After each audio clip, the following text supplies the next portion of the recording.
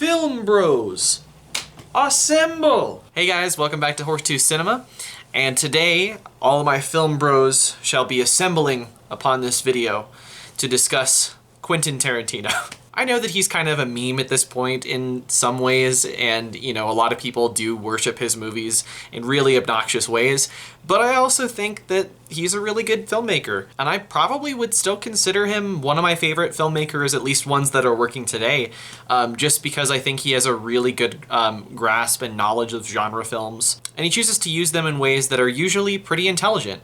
Sometimes not so much, but whatever it is, it's always interesting, and I'm always willing to watch it. And he's also just an interesting filmmaker in that I think a lot of people in different film circles I travel in have very different views of his filmography in general, and like what his best movies are, what his worst movies are, etc. So given that I've wanted to do director rankings for a while, and he just happens to be one of the most popular directors, and I just happen to have seen all of his movies, I figured, hey, why not let's just make him the first. So I'm gonna start off by saying that I don't think there are any Tarantino films that I would consider bad. In fact, I know there aren't. In fact, there may not be any Tarantino films I would give something less than 4 stars. And for that reason, I think I might sound a bit more critical in some of these ones that are ranked towards the bottom than I might actually be. It's just that for myself, there's a pretty big difference in terms of what makes a really great Tarantino movie and what makes one that might be towards the bottom of my list. So I'm gonna start off with number 10, my least favorite Tarantino film, and that is Kill Bill Volume 2. So yeah, there are no bad movies on this list, but I do think that Kill Bill Volume 2 is just, for me, it's just one of his least interesting movies. I do like how in many ways the Kill Bill Volume 2 continues the sort of flashy martial arts flair that the first film had, but there's this contrast of him working to make the piece more quiet, contemplative, dialogue heavy, especially when it comes to the final climactic showdown between Bill and the wife that we've really just been building to for about 4 hours at this point. That being said, when we actually get to the meat of when they interact and the sort of revenge narrative kicks in, I find that revenge in Tarantino movies tends to be the thing that I find the least interesting. And in all of his revenge movies, I think this one is the one I find least interesting. And as I'll get to a little bit, the reason I like this less than Volume 1 is that even though Volume 1 it has possibly an equally uninteresting revenge arc, it is a much more interesting exercise in sort of genre bending and genre combining. So I think, yeah, it was kind of tough to narrow down, but I do think Kill Bill Volume 2 is my least favorite of his. My number 9 is Django Unchained. And this is one that I know is really popular among his fans, and I understand that. I really do like Django Unchained.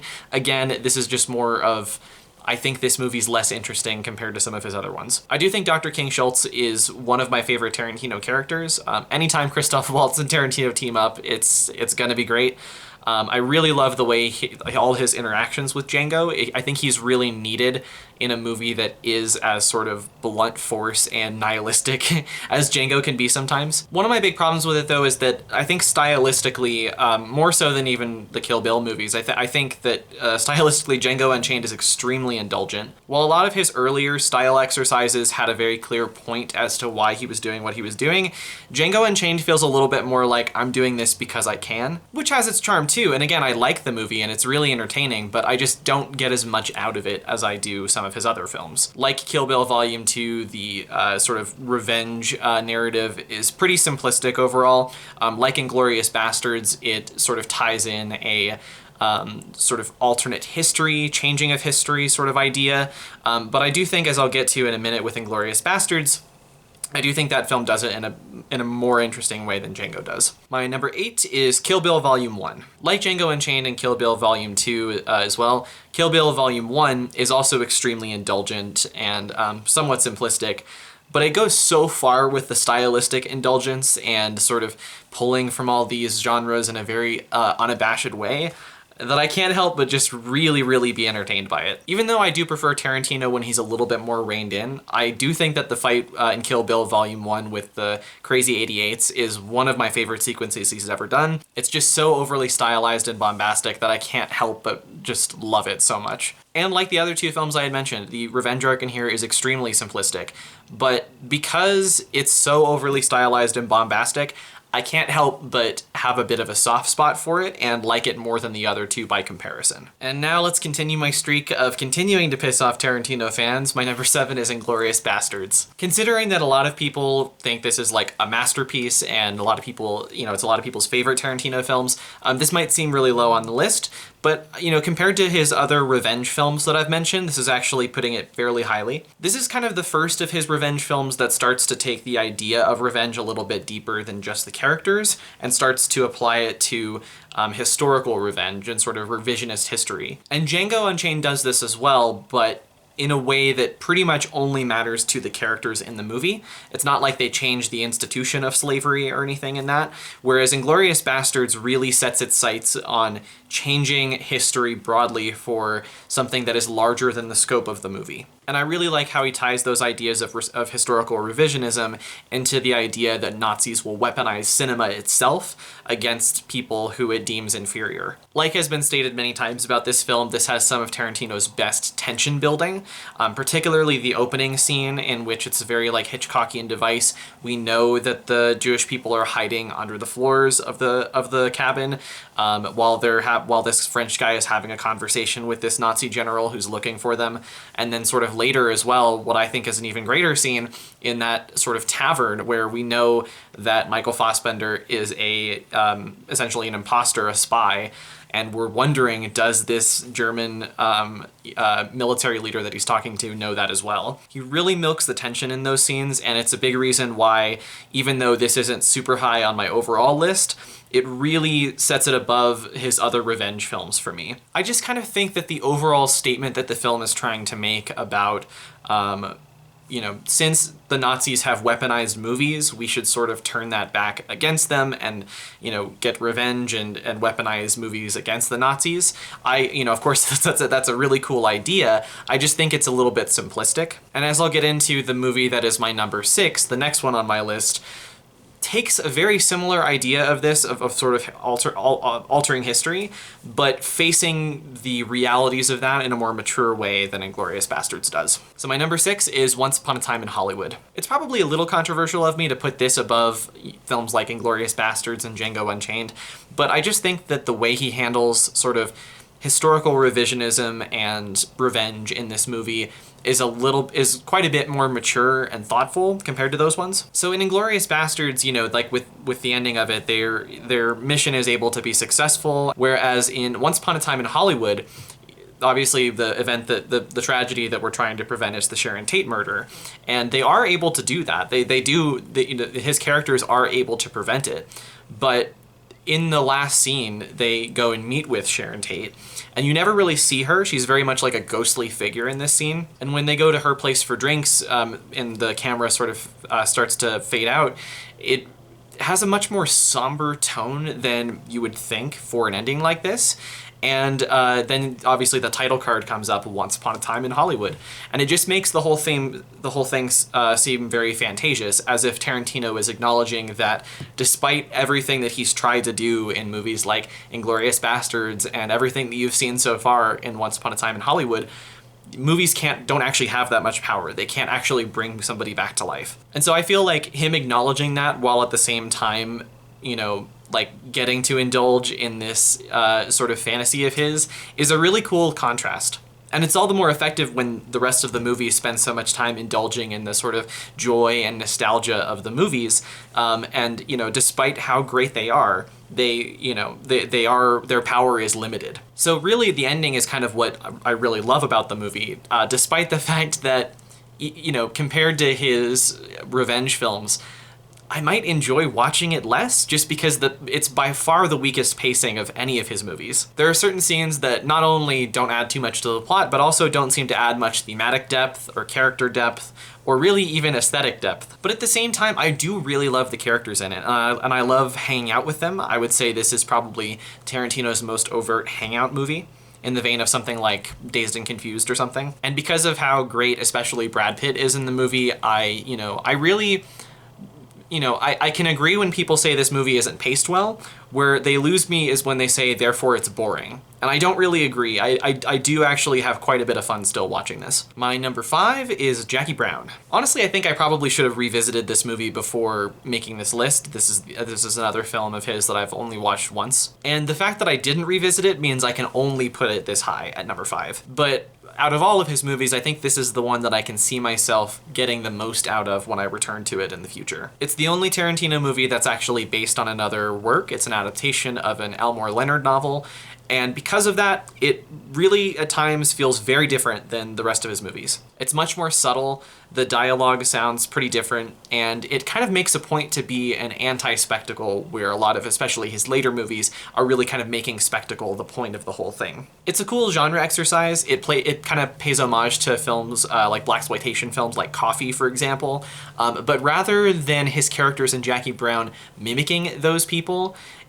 they sort of become like a different version of who those characters might be. Whereas Pam Grier's character in Coffee is super bombastic and vengeful and very boastful, Jackie Brown has similar traits to her, but she's more of a anti-hero that is more sad and reflective on their life, and she's sort of lost a lot of herself in this interconnected world of crime. And kind of along with this, where a lot of Tarantino's movies really focus on the climax, namely stuff like Inglourious Basterds, Jackie Brown is extremely anticlimactic, especially the way the Samuel L. Jackson's character eventually ties into the ending. When I first saw it, I was like, what?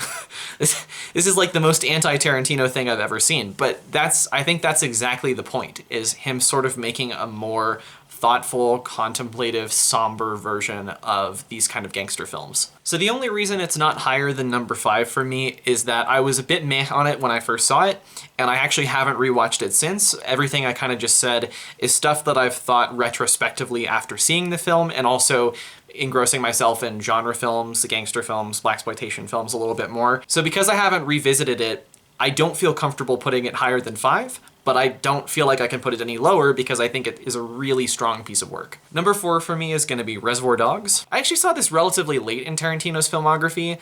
I had heard a lot about its reputation of being this very violent movie even for him. And this is before I was really into violent movies and could see that as sort of a fun prospect. So when I finally, got the courage to watch it, I was surprised how little I was affected by the violence and how little I remembered it, compared to how much I remembered the characters and all of their interactions. I really love all the early dialogue scenes, especially at the diner, and, of course, once they get thrown into the whole post-heist situation where they're trying to figure out who was the rat. And then eventually, Tarantino's very famous for his sort of elliptical story structure, and I think probably one of his most clever and satisfying flashbacks is the one that we get for Mr. Orange's backstory.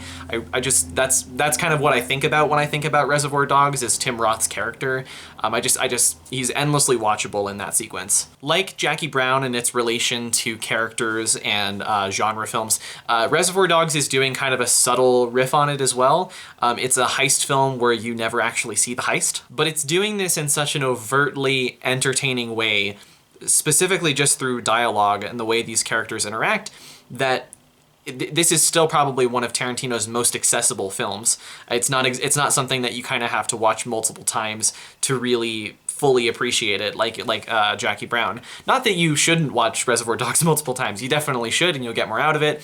But I just think that if you're just looking for an entertaining watch, you'll definitely get that watching Reservoir Dogs. The only thing that I don't love about Reservoir Dogs is that I do find it a little bit too stripped down, and stripped down in ways that another very similar film is not, and I'll certainly get into that in a bit. But even though it is really stripped down, I do think in some ways that does add to the effect of it as a genre exercise. It very much contributes to this sort of small-scale, intimate gangster film that he's going for. My number 3, and some of you are probably shocked to find this as high as it is, but fucking Death Proof. There probably was a time where I would consider this to be my least favorite Tarantino film. And I know he, this is like by far his least favorite film that he's made, but I really don't understand why after revisiting it so much. Death Proof is sick. Some people lump this into the sort of indulgent revenge phase of his career, and it kind of is. It is less of a character revenge movie and more of a general revenge statement about women getting revenge on this sort of misogynistic slasher villain. I just think that this is a far more interesting genre cocktail than a lot of the movies, sort of his more overt revenge movies that were at the bottom of my list. It's a slasher movie, it's a hangout movie, it takes elements from like De Palma thrillers and also westerns, and the tone of it is just pure exploitation. It reminds me a lot of this film that I watched very recently, sort of a 60s Russ Meyer exploitation film called Faster Pussycat Kill Kill. Great movie, but yeah, when I watched it I was just thinking of Death Proof a lot. And I'm saying all this despite the fact that, like, on a literal filmmaking level, it probably is Tarantino's most indulgent film. It has a really grungy look to it, so you might watch it and think it was shot on like Super 8 or 16mm or something like that. But no, this was actually shot on 35mm, really crisp print, but what he did with it is he basically just roughed up the film. So he's kind of like artificially making this a very grindhouse style. So it's indulgent in that way, and in a lot of elements. I mean, this is probably one of his most foot-filled movie. That's a whole meme with Tarantino. But compared to a lot of his other very indulgent films, this one bothers me a lot less, because a lot of his other very indulgent films are these like historical statements that are very lofty and much bigger than what the movie is. Whereas for Death Proof, basically all Tarantino is trying to do with his indulgence is just make a case for grindhouse movies. Make a case for, these should still exist, why did we ever go away from this? And I love that, and I love that he's so passionate about it, and watching this, you really get the thrill of grindhouse movies, and if you're unfamiliar with them, there's a good chance you'll understand why so many people respond to them. My number 2 is Pulp Fiction. So even though I've seen this movie probably 10 times or so, I actually don't really have too much to say about it, and this is just mainly because I don't think I can add anything new to the conversation about Pulp Fiction. But what I really do like about it is that, like, a lot of his early work, the whole thing is this sort of ironic contradiction. It just finds this really great balance of bombastic and subtle, violent and poetic, climactic and anticlimactic, genre fare and art house drama. It probably is his best film, just in terms of how much he's able to achieve while also making that achievement really, really entertaining in the process. But in the past year or so, there's another film of his that has really, really grown on me to the point where if I didn't put it as my number 1, I just wouldn't really be being honest with you guys. So my number 1 Tarantino film is The Hateful Eight. I'm probably the only person on earth who has this as their number 1 Tarantino. But I don't care. While I couldn't necessarily make a, really long video essay explaining all of its merits the way I could with, say, Pulp Fiction or Jackie Brown or something like that, this is just the one that means the most to me. For one, it's one of the first Westerns I ever liked, and I've started to since appreciate even like traditional Western stuff like Rio Bravo a little bit. I haven't really gotten to John Ford yet. I don't know if I'm gonna like that, but we'll see.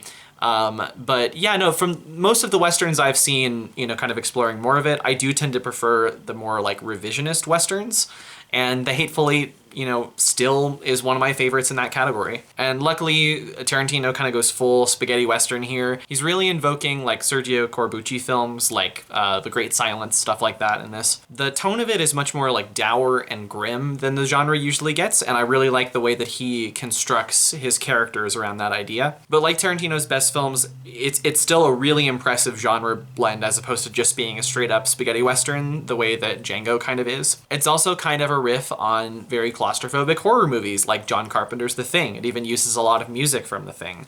And it's also in many ways a remake of Reservoir Dogs. It doesn't involve gangsters in the same way, but for the Old West, cowboys are kind of its version of gangsters. And I think it's a more fully fleshed out version of what he was trying to do with Reservoir Dogs, to sort of make this very anti-bombast gangster, and in this case, cowboy movie, that also is very bombastic in the way it erupts with, satisfying turns and cathartic violence. And one thing I just really, really love about it is, hence the title of the Hateful Eight, there are no protagonists in this movie. And I think that's a really interesting challenge, especially for Tarantino, who makes films that are pretty accessible. A lot of his characters are anti-heroes, but they're more likable than the people in this movie. Every character here is basically a complete scumbag. But strangely, the film kind of finds this ironic catharsis at the end where two characters that really have nothing in common and completely hate each other for the whole movie start to understand each other a little bit more and eventually reach like almost a friendship sort of a thing. And I just find that's kind of a unique thing for Tarantino and certainly for the genre. I could go on listing reasons why this is my favorite. It's just the one that I think I get the most out of and the one that I find myself returning to the most, despite the fact that it's literally his longest film. So yeah, that's my Tarantino ranking. Film Bros, please drop all of your very angry comments in the comment section below. I will maybe read some of them. But yeah, no, I really appreciate all the interaction. And by the way, if anybody has come to this video from seeing me on Did You See That's podcast, Z Talks, hi, really appreciate you coming to the channel. Thanks a lot for giving me the support. If you guys like this video, you can like it down below and subscribe to the channel if you want. I've got more content coming soon. I really want to do a video on the movies that have scared me the most. That's probably what I'm going to do next. And then I'll review some new releases, maybe some of the Oscar stuff. Maybe I'll get around to Cocaine Bear. We'll see. But yeah, anyway, stay tuned for all that, and I'll see you guys in the next one. See ya.